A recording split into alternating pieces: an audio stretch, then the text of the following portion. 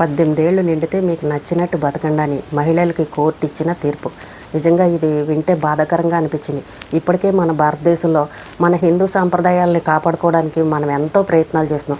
ప్రవచనకర్తలే కావచ్చు, మంచి మంచి విషయాలు చెప్పి ఈ కాలం ఆడపిల్లలు ఎలా ఉండాలి, కుటుంబ వ్యవస్థ ఎలా ఉండాలి, పెళ్లి చేసుకున్న తర్వాత భర్తతో ఎలా ఉండాలి, అత్తగారు వాళ్ళతో ఎలా ఉండాలని ఇలాంటి మంచి విషయాలన్నీ కూడా తల్లిదండ్రులతో పాటు ఈ ప్రవచనకర్తలు కూడా మన అందరికీ కూడా తెలియజేస్తున్నారు. కానీ ఈ కోర్టులు ఇచ్చే తీర్పుల వల్ల ఈ రోజున పెళ్లి వ్యవస్థ చెడిపోయింది, భార్యాభర్తల బంధాలు తెగిపోతున్నాయి, పచ్చని సంసారాలు కూడా కూలిపోతున్నాయి. ఈ రోజున ఆడవాళ్ళకి 18 ఏళ్ళు నిండయ్యానంటే, మన హిజ్రాలకే కావచ్చు, మహిళలు ఎవరైనా సరే 18 ఏళ్ళు నిండయ్యానంటే మీకు నచ్చినట్టు బతకచ్చు, స్వేచ్ఛగా బతకచ్చు. మీకు నచ్చిన వాళ్ళతోటి ఏ హోటల్స్ రూములకు వెళ్ళినా, ఏ మగవాళ్ళతోటి ఏం చేసుకున్నా, మీ సంపాదన కోసం మీరు ఏ రకంగా బతికినా సరే అది కూడా ఒక ఉద్యోగం లాంటిదే, ఒక వృత్తే. కాబట్టి అది ఏమీ పెద్ద నేరం కాదు. కోర్టులు తీర్పులు ఇచ్చాయి. ఇప్పటికే ఇంట్లో తల్లిదండ్రులు చెప్తున్నారు, ఆడపిల్లలు అసలు చెప్పిన మాట వినట్లేదు, పెళ్లి చేసుకోండమ్మా అంటే వినట్లేదు, బయటకు వెళ్ళి పిల్లలు ఏం చేస్తున్నారో అని మేము భయపడుతున్నాము. కొంతమంది పెళ్లిళ్ళు చేసుకున్న వాళ్ళు కూడా వాళ్ళకి నచ్చిన వాళ్ళతోటి వెళ్ళిపోయి కాపురాలను కూల్చుకుంటున్నారని ఎంతోమంది తల్లిదండ్రులు చెప్పిన వాళ్ళు ఉన్నారు. ఇప్పటికే గతంలో మగవాళ్ళకు కూడా తీర్పులు ఇచ్చారు, మీకు నచ్చిన వాళ్ళతోటి బతకండి, అక్రమ సంబంధాలు పెద్ద నేరం కాదు అని ఇచ్చారు. అలాంటి తీర్పుల వల్ల ఎన్నో కుటుంబాలు పాపం భార్య పిల్లలు ఉండి ఆ భర్త వెళ్ళి ఇంకొక అక్రమ సంబంధాలు పెట్టుకోవడం, ఆ అమ్మ ఈ భార్య పిల్లల్ని పట్టించుకోకపోవడం, మధ్యలో పాపం ఈ పసిపిల్లలు అన్యాయం అయిపోవడం, ఇలాంటివి కూడా మనం చూస్తున్నాం. భార్యలు వాళ్ళ మీద ఎన్ని కేసులు పెట్టినా సరే ఏ పోలీసులు పట్టించుకోని పరిస్థితి. ఎందుకంటే కోర్టులు ఈ రకంగా తీర్పులు ఇచ్చాయి కాబట్టి మేము చేసింది పెద్ద నేరమేం కాదు, నచ్చిన వాళ్ళతోటి తిరగచ్చని ఇలాంటివి కూడా మనం చూసాం. ఇప్పటికే చూస్తున్నాం, భార్యాభర్తలు అక్రమ సంబంధాలు పెట్టుకుని వాళ్ళు వీళ్ళని లేపయ్యా, వీళ్ళని వాళ్ళని లేపయ్యా, ఎవ్వరికి కూడా భయం అనేది లేదు. ఆ కేసులైనా సరే ఇలా వెళ్తాం, మళ్ళీ బెయిల్ మీద మళ్ళీ బయటికి రావచ్చని ఈ ధీమాలో ఉన్నారు తప్ప ఎవ్వరు కూడా చట్టాలకు కూడా భయపడట్లేదు. కోర్టులు ఈ రకంగా తీర్పులు ఇస్తే ఇంకెవరికి భయం ఉంటుంది చెప్పండి.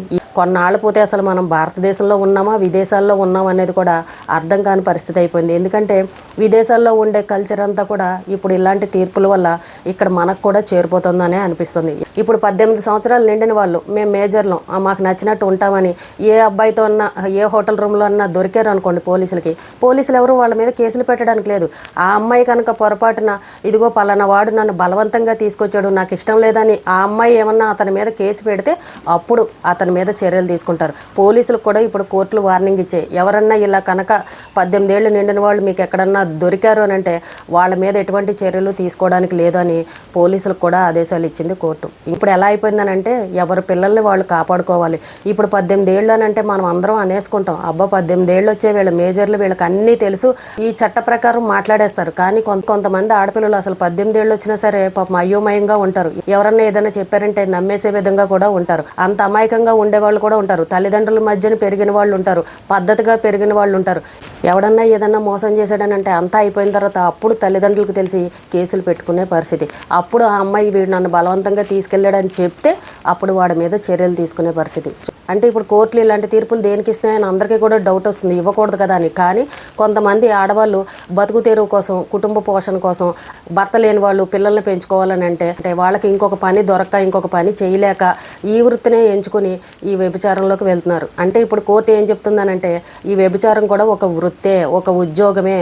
ఆ అమ్మాయి బతకడం కోసం, ఆ అమ్మాయి కుటుంబ పోషణ కోసం ఈ పని చేసుకుంటుంది కాబట్టి ఇది నేరం కాదు, పోలీసులు అలాంటి వాళ్ళని వేధించొద్దు, ఇష్టపూర్వకంగా చేసుకుందానంటే మీరెవరూ ఇబ్బందులు పెట్టద్దు, కేసులు పెట్టద్దు అని చెప్పింది. అంటే ఇంత ఫ్రీడమ్ ఆడవాళ్ళకి ఇచ్చేసిందనంటే అసలు ముందు పచ్చని సంసారాలు ఏమైపోతాయో కూడా అర్థం కాని పరిస్థితి. ఆడవాళ్ళు చక్కగా భర్తలతోటి సంసారం చేసుకుంటే ఎవడో ఒకడు వచ్చి ఆ అమ్మాయిని ఏదో ఒకటి అనడం, వీళ్ళు పాపం అమాయకంగా వాడి మోజులో పడిపోయి వాడి మాటలు నమ్మేసి ఈ భర్తని పిల్లల్ని వదిలేసి ఆడవాళ్ళు వాళ్ళ మాటలు నమ్మి వాళ్ళతోటి వెళ్ళిపోవడం, ఇలాంటివి కూడా జరుగుతాయి. ఇప్పటికే గతంలో చాలా జరిగాయి, ఇప్పుడు కూడా జరుగుతాయి. పెళ్లి అనే దానికి అర్థం లేకుండా పోయింది. పెళ్లి చేసుకుంటున్నారు కానీ ఏమో ఎవరెప్పుడు ఎన్నాళ్ళు కలిసి ఉంటారో తెలియదు, ఎవరికి ఎవరు నచ్చుతారో తెలియదు, వీళ్ళిద్దరి మధ్య ఏం తగాదాలు వస్తాయో తెలియదు.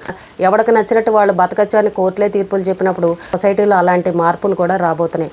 హిందూ ధర్మాన్ని, మన భారతదేశంలో ఉన్న చక్కనైన సాంప్రదాయాల్ని మనం కాపాడాలని ఎంత ప్రయత్నం చేసినా ఈ కోర్టు తీర్పుల వల్ల ఏం అనర్థాలు జరుగుతాయి, ముందు రోజుల్లో పరిస్థితులు ఎలా ఉంటాయి, ఆడపిల్లల జీవితాలు ఎలా అయిపోతాయి అనేది ప్రతి ఒక్క తల్లిదండ్రుల్లో కూడా భయం పుట్టుకుంది. 18 ఏళ్ళు అని అంటే ఇంటర్మీడియట్ అయ్యిందానంటే ఇంకా వాళ్ళకి స్వేచ్ఛ వచ్చేసినట్టు. ఇప్పుడు ఏ ఆడపిల్లని కూడా మనం గట్టిగా రెట్టించడానికి లేదు.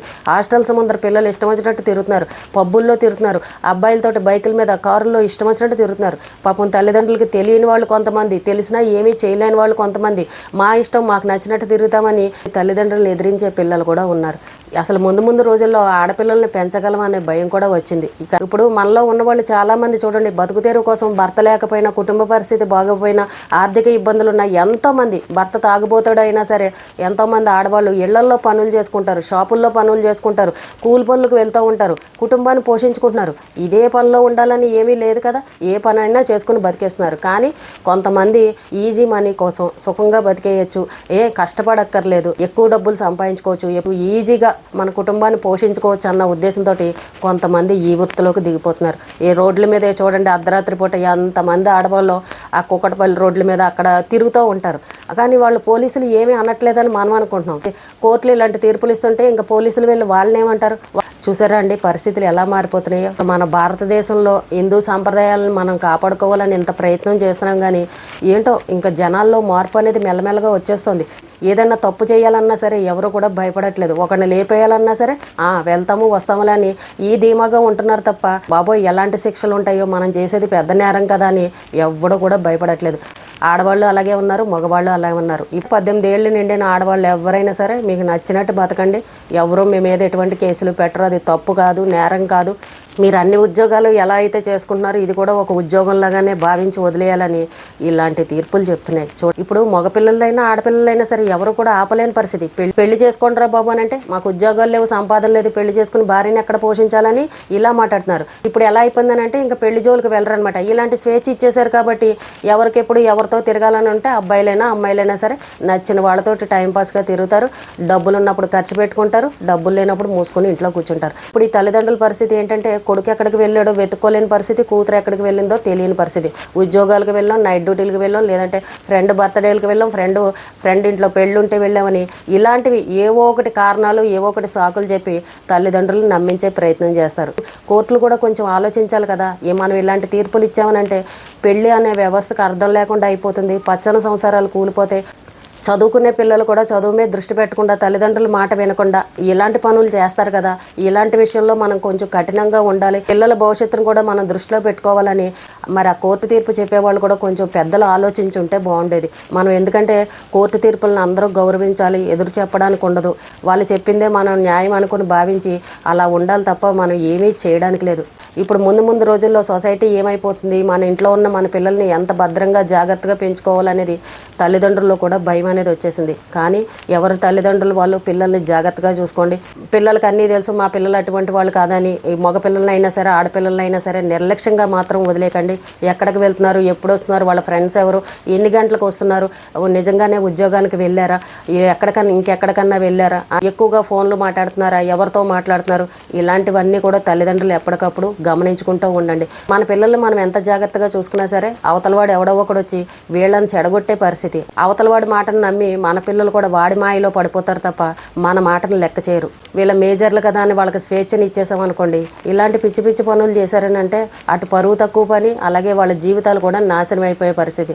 ఈ తీర్పులు ఏంటంటే ఆ ఇజ్రాలకి, సెక్స్ వర్కర్లకి, ఇలాంటి 18 ఏళ్ళు నిండిన వాళ్ళకి, ఇలాంటి వాళ్ళకి స్వేచ్ఛని ఇచ్చామని చెప్తున్నారు. కానీ ఇంక ఇది అందరికీ వర్తిస్తుంది. ఏ అమ్మాయి అయినా ఏ అబ్బాయి అయినా ఎవరు ఎక్కడ దొరికినా సరే ఇంకా పోలీసులు కూడా ఏమీ చేయరు. వాళ్ళు ఇష్టపూర్వకంగా వెళ్ళారు కాబట్టి ఎవరి మీద ఎటువంటి కేసులు పెట్టరు. కాబట్టి మన పిల్లల్ని మనమే జాగ్రత్తగా పెంచుకోవాలి. ఈ రోజుకి ఇదేనండి. రేపు మళ్ళీ మరొక మంచి విషయంతో మళ్ళీ కలుద్దాం.